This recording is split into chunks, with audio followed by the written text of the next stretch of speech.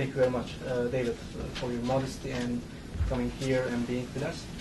It's my pleasure. Let me just say that among the scores of countries that I've been to and reported in, et cetera, is Turkey. So a wonderful place where I have spent some time. Not a huge amount of time, but I do think that your country is a fantastic place. Thank you. So, as we can know that journalism is in crisis, and there are some claims that journalism is in a big crisis. And I just heard that BusinessWeek was just sold to Bloomberg Group. So can you please give us some information about this transaction? How did it happen? And do you think that Bloomberg and his senior team is going to plan to make some changes in the editorial staff and the design of the magazine? That's a lot of questions, and there are a lot of answers. Why did it happen? It's because BusinessWeek has been losing money, a lot of money. And when did it start? When did we start losing money? Yeah. We've been in trouble. I'm not on the business side, so I don't really know the details, but it's my understanding that we have either lost money every year or every year but one since 2001. And we've seen our ad sales decline. And our ad sales, that's where we get most of our money. We've seen our ad sales decline every year or every year but one since 2001. There was a huge boom from 98 to 2000. The eBiz publication that I worked on, which was our electronic business new economy publication, was selling 120 pages throughout the entire, throughout 1999 and 2000. In 2001, our first edition, we hoped to sell 32 pages. We scaled it back to 16. We scaled it back to 8, and then we killed it. So it was off a cliff. So that's why we got sold. You know, and over the years we've, you know, I'm not really privy to the numbers, but you'll hear numbers in the $20 million a year range of our losses. Okay. So you have a very interesting bio. Actually, you studied philosophy, and how did it happen? And how did you jump to journalism? And how did you decide to be a journalist? I grew up in Colorado Springs, which is a lovely but exceedingly provincial part of the United States, where I couldn't envision going anywhere, really. I'd never been east of the Mississippi River until I was 18 years old. And so all of a sudden here I was in Paris, and I thought, wow.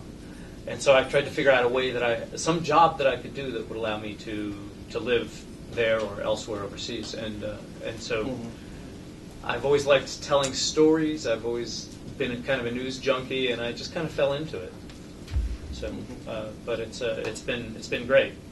And you worked many years in Europe, abroad as a reporter, as an editor. I just want to learn how it influenced your view of America. Well, I think I suspect that any of you, I assume that most people here are Turkish, although I see some faces that probably are not. I would say that anybody who's lived outside of his or her home country for any period of time, it's an incredibly broadening experience, and it makes you see the world through others' eyes. And I think speaking languages, assuming that everybody can understand my words, you know, those of you who are Turkish speak English. For me, speaking French or speaking Czech or any other languages that I speak, it's kind of like it's living another life almost. There's the American me, and then there's the French-speaking me who sees things just by virtue of changing the language that you're speaking. You start to see things differently. And for me, living overseas every day is an exploration. It's an adventure. You know, here, to some extent, I'm not from New York, so you could say the same thing about New York, but I've been here for many years. I think that it's also you're learning something every day, and you feel very alive. You're just you're this sponge and taking in things, and so that's why I like to live overseas. That's also, I think, that has changed my perceptions of America. I guess broadened me, I should say. Can you also compare the journalism in Europe and in the United States in terms of the editorial process and in terms of the freedom of press, actually? I would not. I generally think that in terms of freedom of the press, there probably isn't any place better than the U.S. Okay. I think that, but that's not to say that there's not a free press in virtually all of Western Europe, and most of Eastern Europe now too, in fact. I think, though, that it's a different kind of press. I think that Europeans tend to practice what you might call advocacy journalism, and I think that there's relatively little of that here. I think that there clearly are some, certain cable news channels that are involved in a certain degree of advocacy. There are, if you look at the Washington Times, they make no secret about being very right-wing. I think that in Europe it tends to migrate to the front page instead of the editorial page, I should say. Mm-hmm. So if you look at Le Monde in Paris, it tends to be kind of the intellectual left, and Libération is the student left, and Figaro is the business right, and papers have a certain ideological position that's not as well defined in the U.S. As much as some people might say that, for instance, the New York Times is an instrument of the left. I honestly don't believe that's true of their news pages. I think that their news pages are, very, very balanced. I think that their editorial page clearly does have an advocacy position that leans to the left. I think the Wall Street Journal has an advocacy position that leans to the right, but I think that their news pages really report the news very dispassionately. Mm-hmm. And I just would like to ask, what is the influence of the government in the United States on media outlets? Governments anywhere are going to have some level of influence. They make the laws. They try and spin things one way or another. But I think that ultimately there's relatively little influence of government on the press in the U.S. Certainly, the White House has never called me up and say, "Don't run that article." Right. They didn't let me in once, but that was in the Reagan Don't you White think House.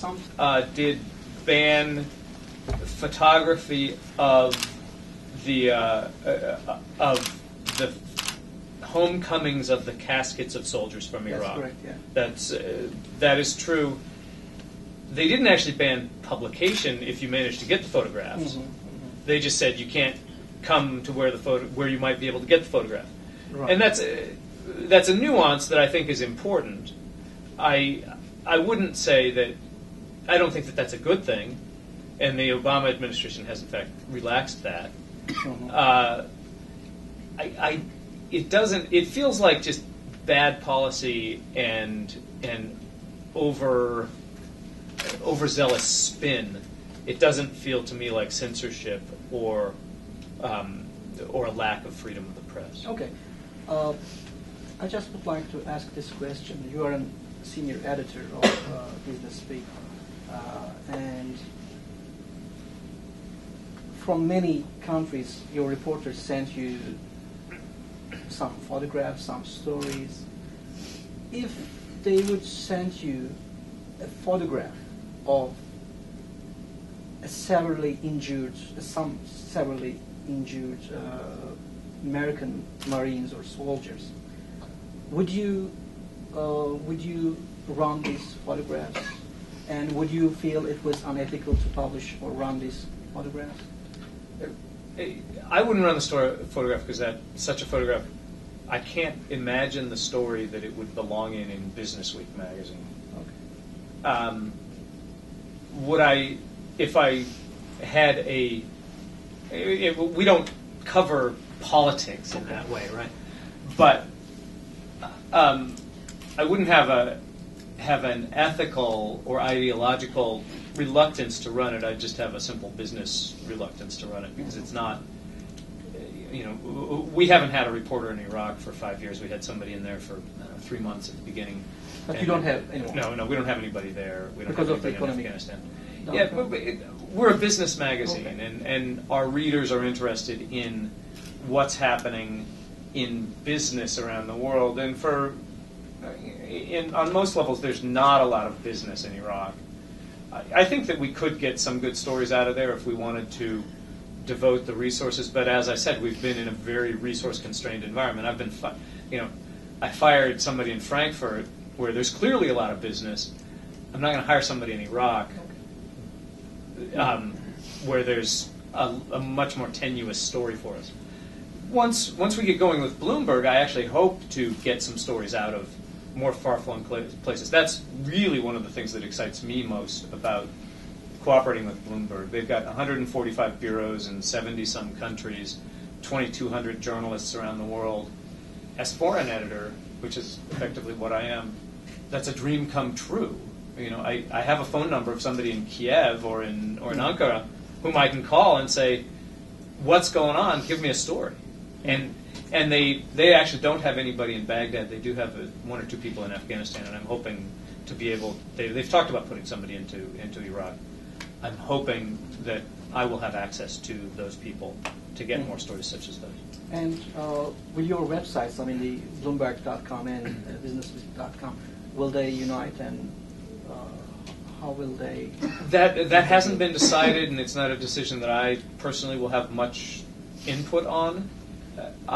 My suspicion is that they, in a sense, everything online is equidistant from everything else, right? So ultimately, it doesn't matter how you get into it.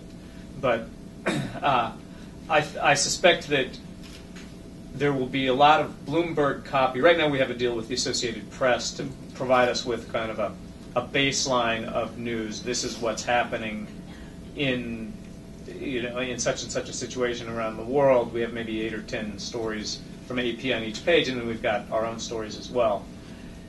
Clearly, that contract will be terminated, and we'll go to Bloomberg for that. I don't know when. There may be some details of the contract that means that we'll have to keep it for another couple of years or something. But at some point, it's a no-brainer that it's going to be Bloomberg copy there.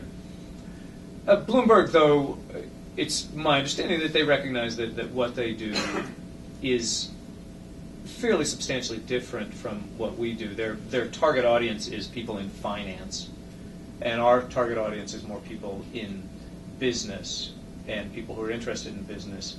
That it's a nuanced difference, but I think that the kind of stories that we'll continue to do as BusinessWeek will be more kind of corporate or management, business-oriented, and the stuff that will come from Bloomberg will be more finance and markets related. How many reporters do you have abroad? I have 13 correspondents who work for me now. 13? 13, yeah. In, I think it's probably 8 bureaus. There's Tokyo, Seoul, Hong Kong, Beijing, Delhi, Frankfurt, London, kind of Moscow, Paris, and Mexico City. What about Turkey? It's not in your... No, we don't. We have a magazine there called BusinessWeek Turkey. Turkish version, yeah. Yeah, but that's not actually published by us. It's published under license by partners there. Mm-hmm. And we have about, I think, 8 non-English language editions around the world. We've got China, and Bulgaria, and Thailand, and Indonesia, several others. Turkish, I think, is probably the best of the bunch. I think they do a pretty good job. Yeah. So, I don't read Turkish, so I can't really say, but just from thumbing through it looks like a pretty good job. And people who read Turkish tell me they do a pretty good job. Tell me if I'm wrong. Yeah, you're right. You're right. And what do you think is the biggest challenge that your reporters are facing in those countries as a reporter? Well, on some level, the biggest challenge, the challenges change from place to place. What about China, for example? In China, it's always a challenge to get. Asian cultures tend to be much more closed than American culture. So in America, you'll call up a company and they'll put the CEO on the phone, and he'll start complaining about his dog, or he'll tell you about how he went skiing or he skydives or something. They make pretty interesting stories. You can talk to them. They'll tell you about themselves. There's a lot of kind of chest beating and macho behavior among American CEOs, and that makes for fairly compelling stories. There is big business in Iraq, the oil business, first of all. Absolutely. Secondly, we the infrastructure business, which is probably one of the biggest in the world after. And we did a story about Iraq in that magazine right there. We do actually cover Iraq. We don't cover about the second dip, probably. What do you think about this commercial real estate crisis and also the economic crisis? You should see my portfolio.